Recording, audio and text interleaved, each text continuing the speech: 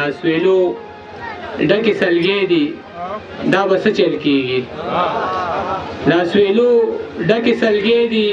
دا به څه چل کېږي اوښکې مې تلې تر جولۍ دي دا به څه چل کېږي پښتون طبیعت مې د غلام له نومه کرکه کوي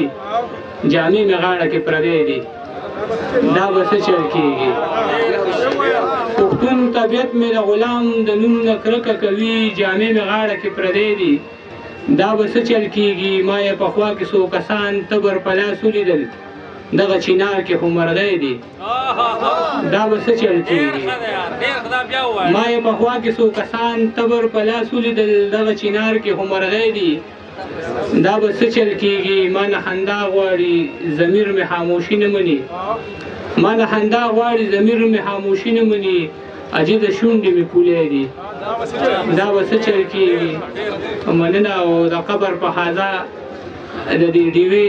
څه ضرورت و د قبر په حاضه د دې ډیوې څه ضرورت و ړندو ته په دیوال د آینې څه ضرورت و افسوس دی چې سبا له به د بل خپو کې ټیټېږي ورک دې شیدې سر ته د شملې څه ضرورت و افسوس دی چې سبا له به د بل خپو کې ټیټېږي ورک دې شیدې سر ته د شملې څه ضرورت و د خپلې بېوسۍ نه مې بلها کرکه پیدا شوه خانجي وې ستا بچي ته د بستې څه ضرورت و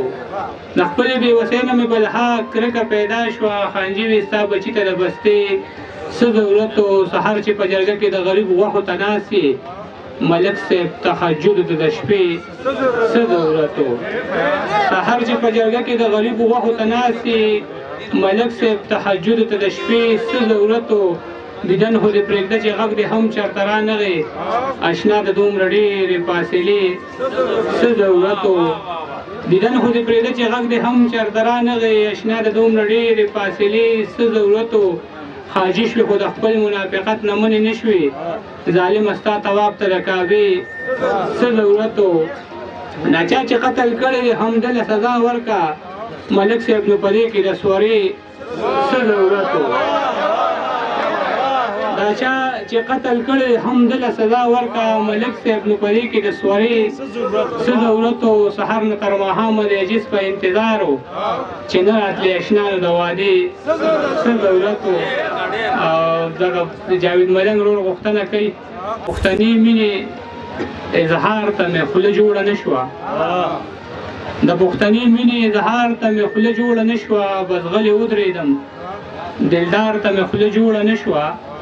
چې مې د پلار په مخ دانه وانه خولې ولیدې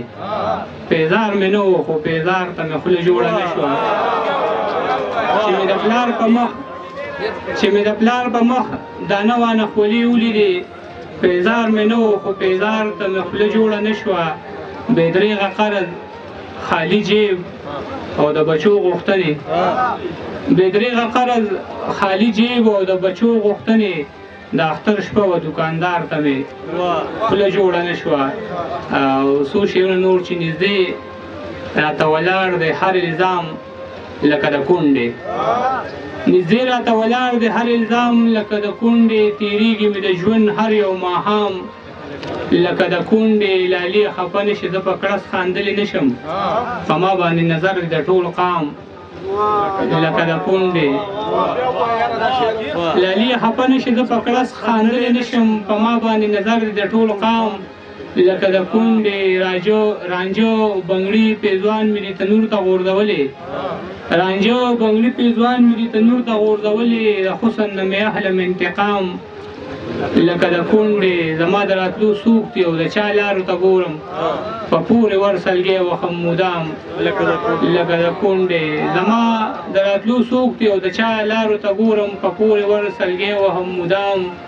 لکه د کونډې عجز یم د خپلې زندګۍ په هر پړاو کومه د هر چا سره ناکام لکه د کونډې یاره غوښتنې کوي ملګري نو اوتر شم وارخطا شم په کټ کې کینم په خندا شم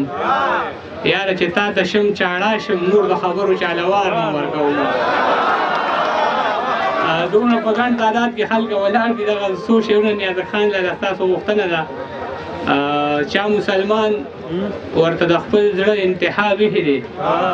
چا مسلمان ورته د خپل زړه انتها ویښې دی د یو غریب په دروازه کې چا ګلاب ویښې دی عجیبه خلک دي په ژوند یې ورته نه پرېښوده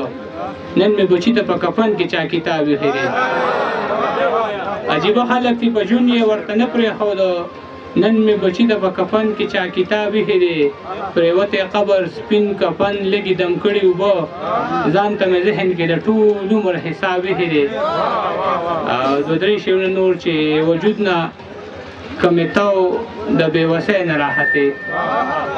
وجود نه کمیتاو د بېوسۍ نه راحتې زما په دې لاسونو به پولۍ نه راحتې وجود نه کمیتاو د بېوسۍ نه راحتې زما په دې لاسونو به پولۍ نه راحتې پښتونه تا خو دومره ډېر دردونه وزغملې دا ولې د قبر نه سلګۍ نه راحتې پښتونه تا خو دومره ډېر دردونه وزغملې دا ولې د قبر نه سلګۍ نه راحتې که ستا چېرته د ګل غوندې ځواني نه وي محبوبې نو ستاسو په دیوال به لولکۍ نه راحتې که ستا چېرته د ګل غوندې ځواني نه وي محبوبې نو ستاسو په دیوال به لولکۍ نه راحتې زمونږ په پښتنو کې که خواږه نه وي صاحبه زمونږ په وړو به ننکۍ نه راحتې زمونږ په پښتنو کې که خواږه نه وي صاحبه زمونږ په وړو به ننکۍ نه راحتې د خپل غریب قسمت نه میجي د دا ګیله شي کباړ کې به مې هم د خپو څپلۍ نه راحتې